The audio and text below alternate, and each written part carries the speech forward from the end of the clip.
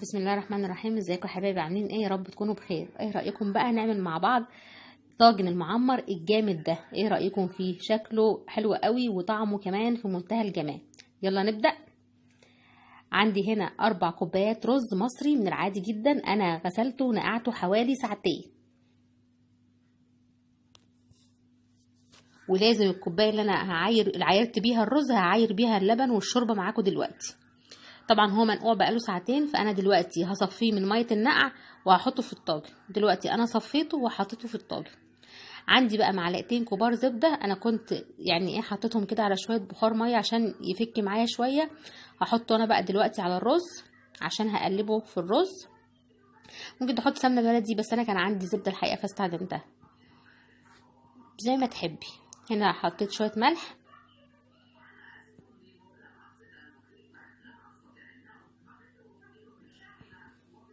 شويه فلفل اسود،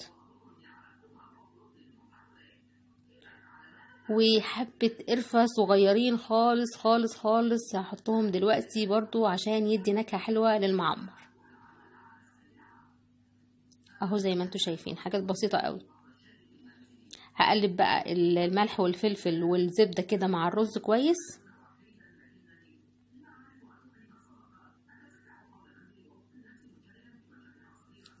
عشان انا عايزة كل الرز ياخد من الزبدة.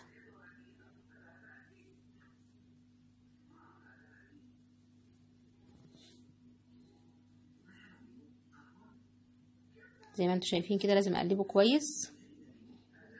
خلاص كده اتقلب تمام، والزبدة دلوقتي بقت في كل حتة. دي الكوبايه اللي انا استخدمتها في عيار الرز، هستخدمها دلوقتي وهعاير بيها اللبن. انا طبعا مش هحط العيار كله لبن، انا هحط شويه شوربه. هما كانوا 4 كوبايات، فانا هحط دلوقتي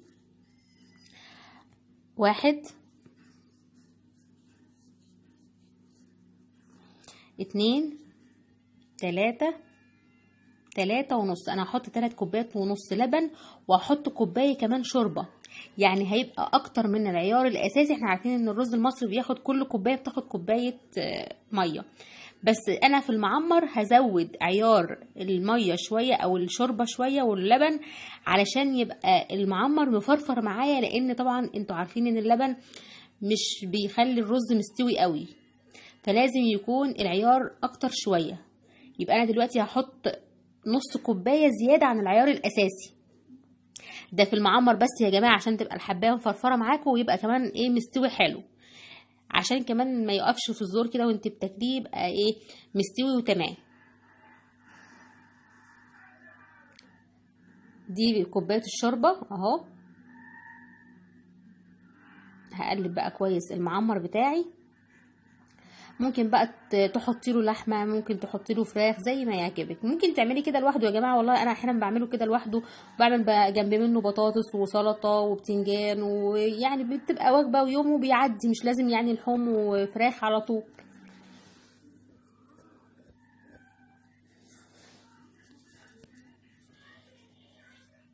انا بقى النهارده هعمله بفراخ.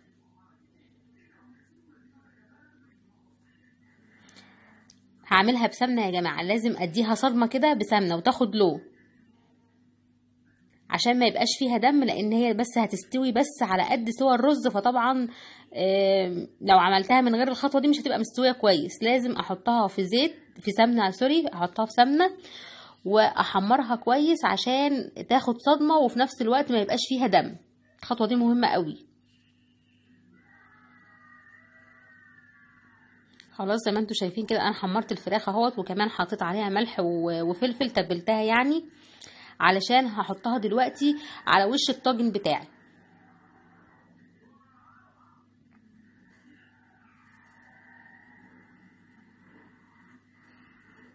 شايفين لونها حلو ازاي؟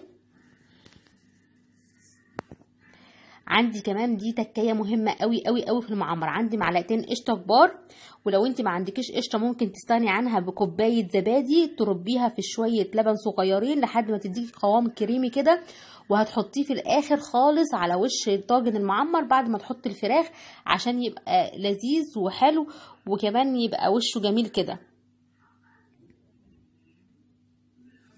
طبعا هندخله بقى الفرن على نار عالية لحد ما اللبن ينشف، وبعد كده اهدي النار خالص عشان يتردد معايا.